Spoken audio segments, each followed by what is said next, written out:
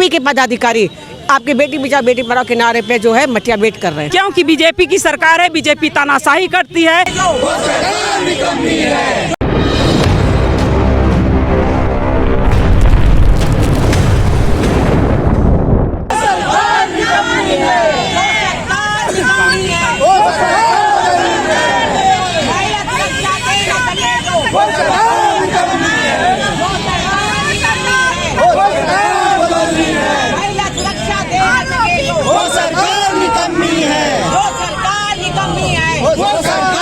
बलात्कारियों को फांसी दो, फांसी दो, फांसी दो, बलात्कारियों को फांसी दो, फांसी दो, फांसी दो, महिला सुरक्षा दे न सके जो सरकार निकम्मी है, जो सरकार निकम्मी है।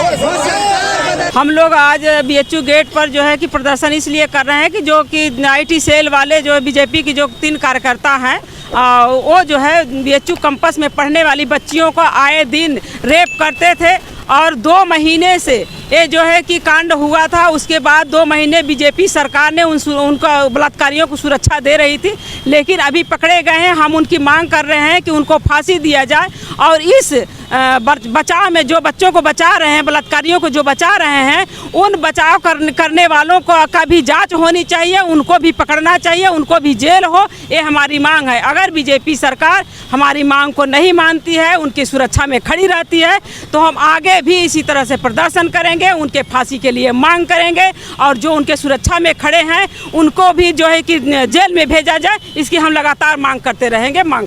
जी बिल्कुल, प्रशासन हिलावाली करिए, क्योंकि जब उस बच्ची ने 2 महीने पहले अपना रिपोर्ट लिखा दी थी, तो अगर उसका वो अभी तक बचे हुए थे तो प्रशासन भी उनकी सुरक्षा में खड़ी है। क्योंकि बीजेपी की सरकार है, बीजेपी तानाशाही करती है और सत्ता को अपने मुट्ठी में रख ली है, उसकी सत्ता उसकी रखेल हो गई है। इस तरह से देखने को मिल रहा है। अब पब्लिक भी इसको भांप रही है कि बीजेपी सरकार की पूरी प्रशासन रखेल हो गई है। आज के तरह अगर इस तरह का जघन्य अपराध करेगा तो बिल्कुल आम आदमी पार्टी उनको बलात्कारियों को जो है कि फांसी दिलवाने का काम करेगी। मैं रेखा जायसवाल, प्रदेश महासचिव महिला विंग। आज हम लोग 2 महीना पहले 1 नवंबर को बीएचयू आईआईटी द्वितीय ईयर की छात्रा के साथ जो भी जघन्य अपराध हुआ, दुराचारी जो कि ऑलरेडी बीजेपी आईटी सेल से थे, उन लोगों ने जो जघन्य अपराध किया, उस अपराध के लिए उनको सख्त से सख्त सज़ा दिलाने के लिए, फांसी की सज़ा दिलाने के लिए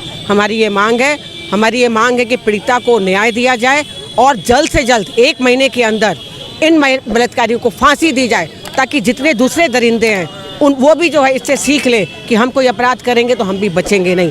बीजेपी सरकार जो कि अपनी इन अपराधियों को संरक्षण दे रही है, अभी तक इन लोगों ने अपने पार्टी से तक इनको निकाला नहीं। इसका मतलब हम क्या समझे? इसका मतलब कि आप संरक्षण दे रहे हो। 2 महीने बाद केस जो है गिरफ्तारी होती है, क्यों इतना डिले हुआ?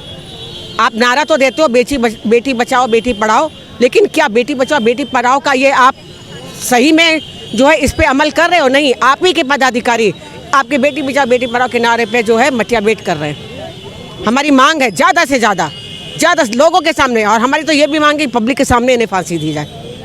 बीजेपी पार्टी जो है लगातार छुप रही है, इसको क्या मानती हैं कि कहीं ना कहीं अभी तक बीजेपी के जो बड़े नेता हैं उनका कोई स्टेटमेंट नहीं आया है। अगर आपकी पार्टी ने गलती की है तो आप इसको स्वीकारो, तुरंत इनको पार्टी से निकालो और सख्त से सख्त सजा दिलाने के लिए साथ दो, आगे आओ। आप ऐसा करो कि आपकी पार्टी में दोबारा ना ऐसा हो। लेकिन प्रयास देखा जा रहा है कि बीजेपी के जो पदाधिकारी हैं वही जो है महिलाओं के शोषण कर रहे हैं। तो फिर हम कैसे विश्वास करें कि बेटी बचाओ बेटी पढ़ाओ का नारा आपका सही है? आपने केवल नारा दे दिया, लेकिन असल में उसको अमल में नहीं लेके आए। अमूमन इस तरह की घटना हर शहर में होती है, दिल्ली में भी होती है जहां आपकी भी सरकार है। तो कहीं ना कहीं क्या मानती है, मतलब क्या ये राजनीतिक हवा दिया जा रहा है? नहीं, देखिए ऐसा कुछ नहीं है।